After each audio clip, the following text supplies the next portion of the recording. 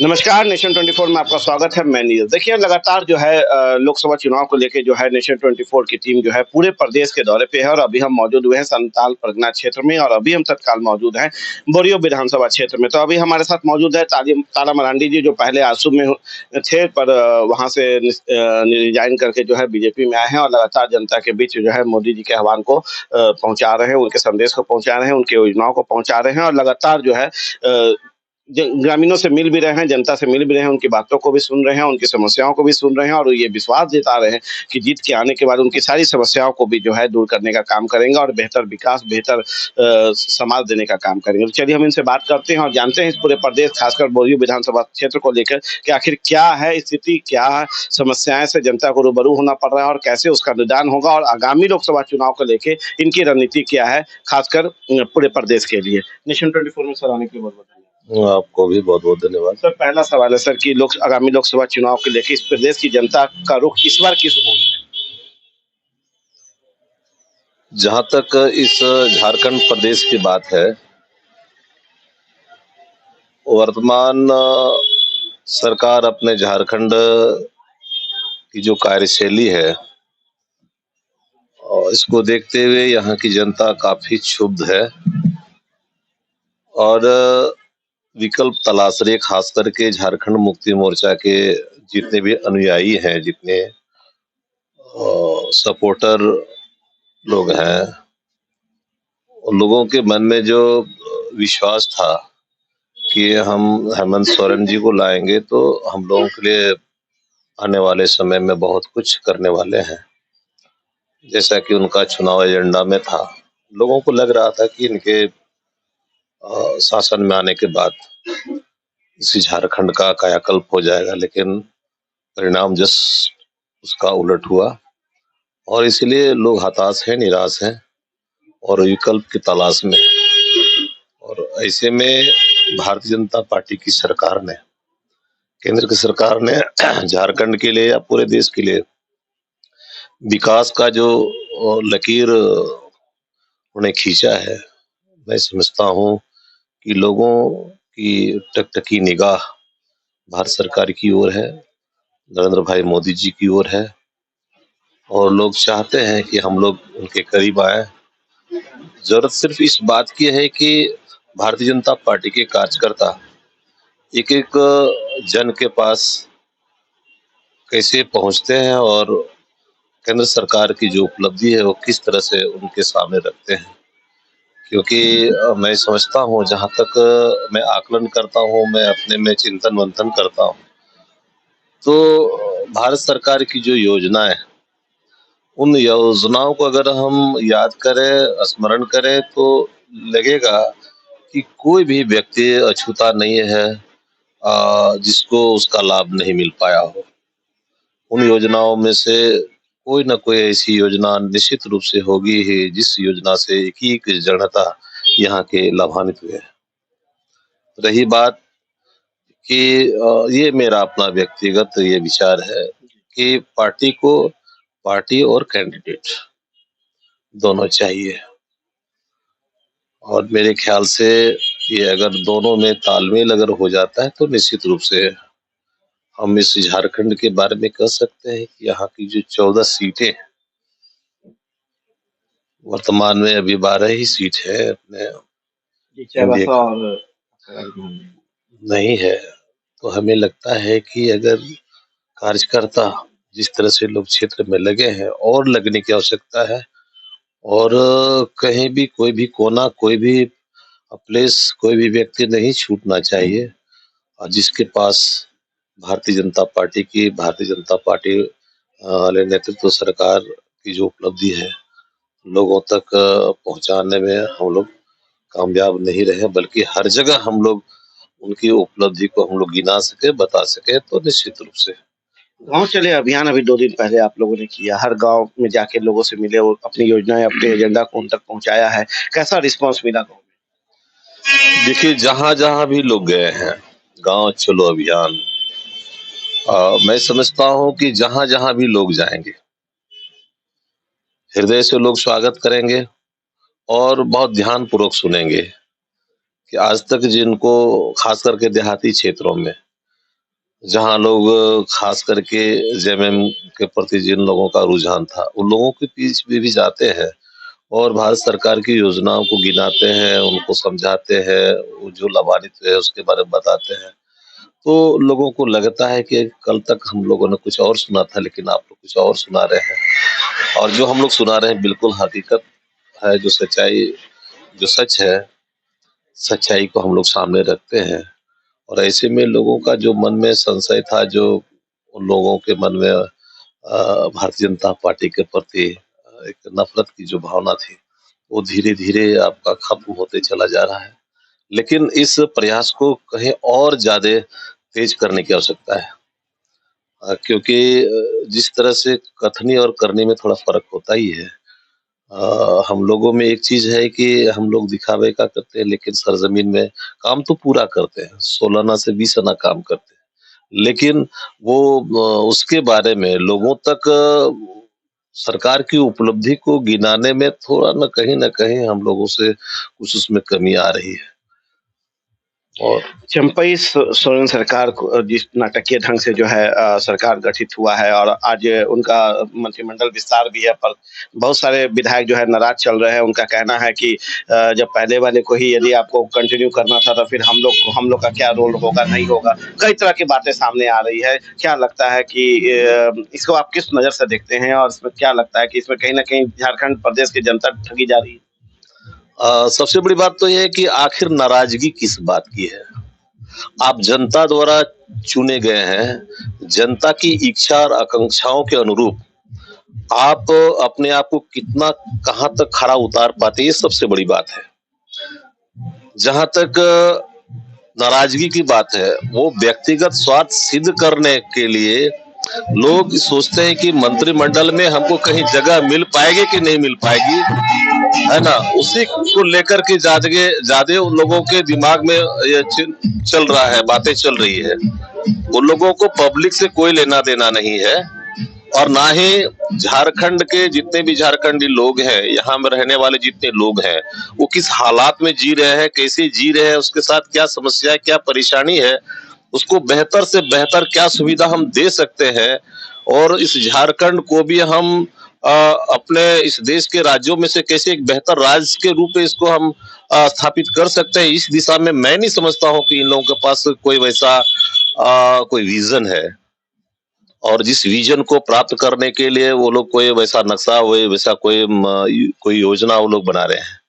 इसलिए मैं कह सकता हूँ कि ये सिर्फ लोगों के दिखावे के लिए है और हम कहते हैं कि नहीं बोलते हैं लोग और शरीर तो वही है, सिर्फ कपड़े बदले गए हैं। इसे वो लोगों को भारतीय जनता पार्टी की जो सोच है, भरसक प्रयास करती है, उनकी जो कथनी है,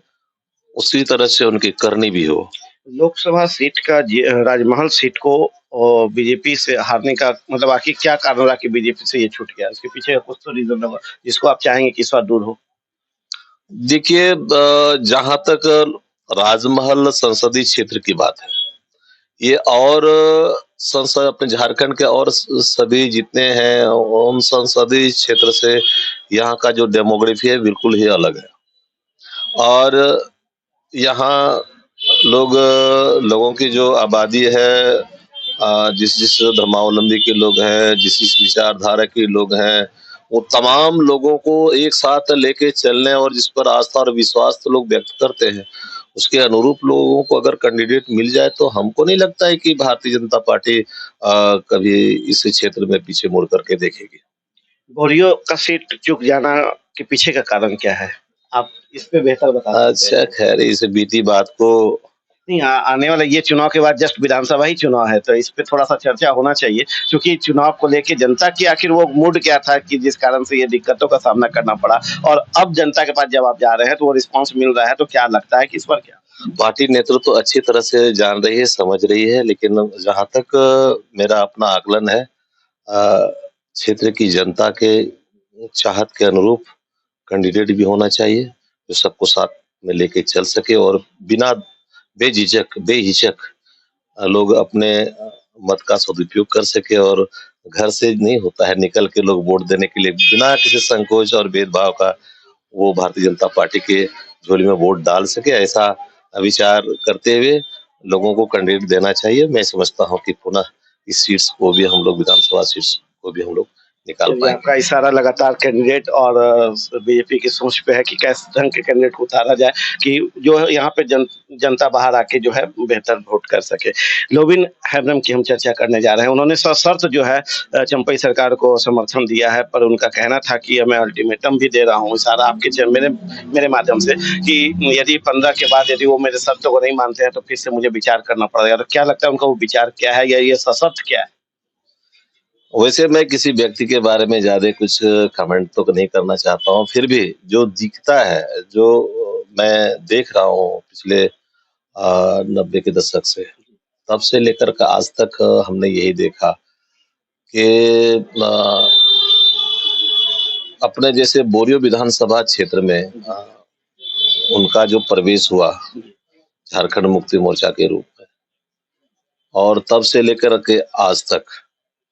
उसमें जो हमने देखा, अ, बोलते ऐसे हैं जैसे कि सबको लगे कि बहुत अच्छी बात बोले, बहुत अच्छी बात है, बहुत अच्छा, बहुत बढ़िया, ऐसा ही होना चाहिए, ऐसा ही करना चाहिए। लेकिन काम अगर देखा जाए तो हमको लगता है जिस उसका उलट है ना? अपने बारे में लोगों ने ज़्यादा सोचा है, पब्लिक के बारे में लोगों ने कम सोचा है। और वो इस क्षेत्र में बराबर लगातार चुनाव जीते हैं, तो उसके पीछे एक कारण है। उन्होंने दुष्प्रचार का बहुत ज़्यादा इस्तेमाल किया है, और इस क्षेत्र के जो भी कैंडिडेट रहे हैं उनके बारे में हम किस तरह का अफ़वाह फैलाएँ ताकि एक नफ़रत लोगों के मन में समा जाए कि नहीं, वैसे कैंडिडेट को हम लोग दे नहीं सकते। जबकि वो सच्चाई से काफ़ी दूर, बहुत दूर है। जिस तरह का उन्होंने उन्होंने दुष्प्रचार किया था, करवाया था अपने लोगों के माध्यम से। जैसे कि हम कहें तो मेरे बारे में यही प्रचारित कराया गया था कि उनके घर में पंछी पहनने वाले को बैठने के लिए बोला, पूछा तक नहीं जाता। जहाँ घर में बैठते हैं वहाँ पर पोछा लगाया जाता है, गोबर निपा जाता है। जबकि मैं समझता हूँ कि जितने भी विधायक इस क्षेत्र से रहे, हमारे घर में जितना भोजन पानी किए होंगे, हमको लगता है कि शायद ही इस विधानसभा क्षेत्र के जितने भी विधायक होंगे, वो नहीं बैठे होंगे हम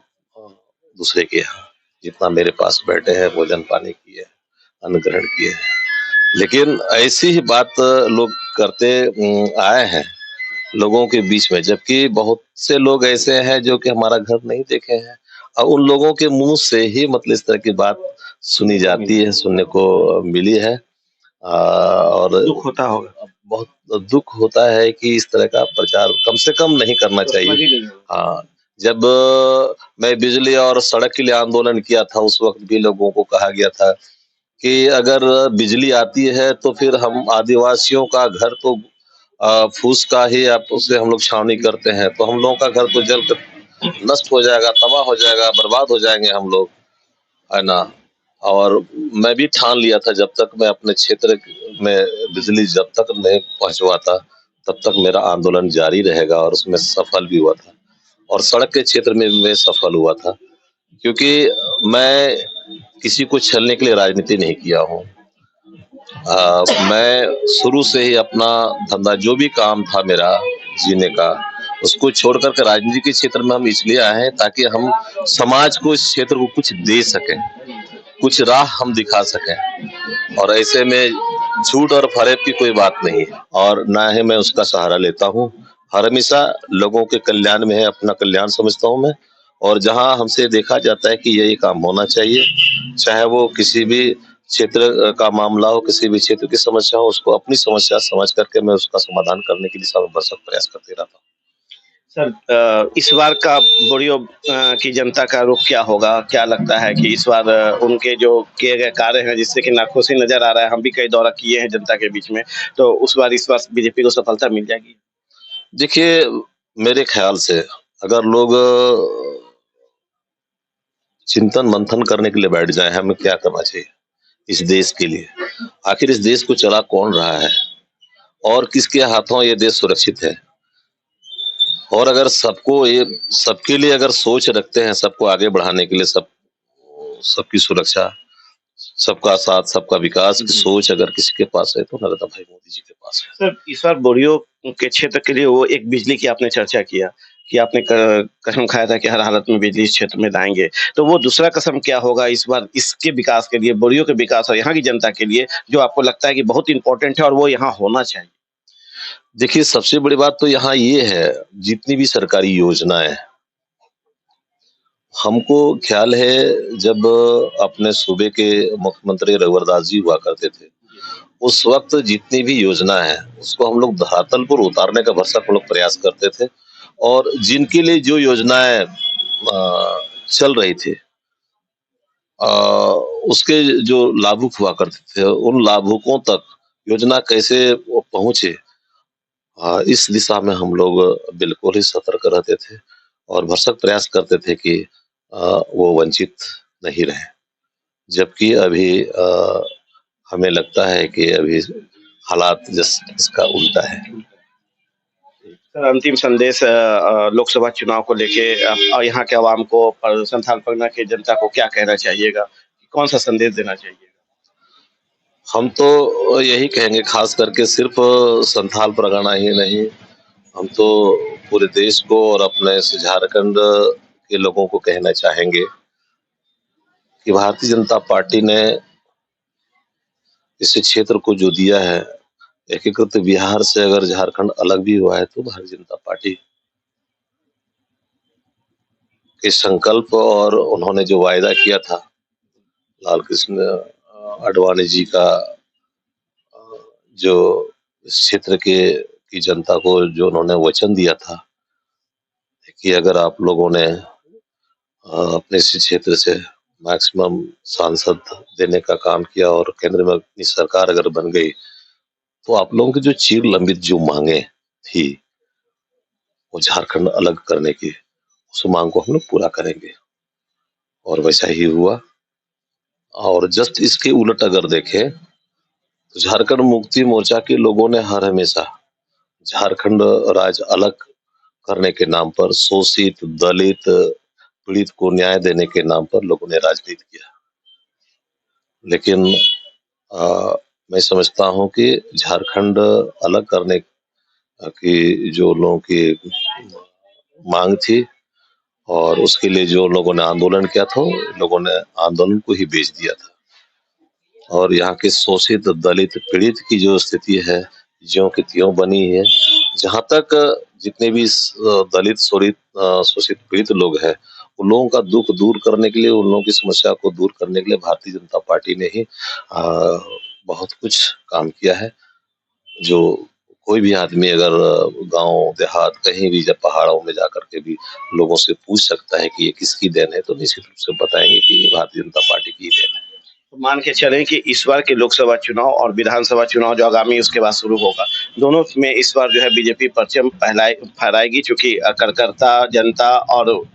नेता तीनों लोग जो हैं कटिबद्ध हैं इस बार यहाँ पे बेहतर विकास देने निश्चित रूप से भारतीय जनता पार्टी ने विकास का जो लंबा लकीर खींच दिया है, देखिए कार्यकर्ता को चाहिए इस देश को यदि बचाना है, मजबूती के साथ इस देश को आगे बढ़ाना है 2047 तक, क्योंकि हमारे नरेंद्र भाई मोदी जी का जो सपना है कि इसको विकसित राष्ट्र बनाएंगे, तो इसके लिए उनका जो मंत्र है सबका साथ, सबका विकास, सबका प्रयास, सबका विश्वास, इस मंत्र पर सभी लोग काम करेंगे, तो फिर उनके सपनों को साकार करने में हमें नहीं लगता कि कोई ज़्यादा मेहनत करने की आवश्यकता पड़ेगी।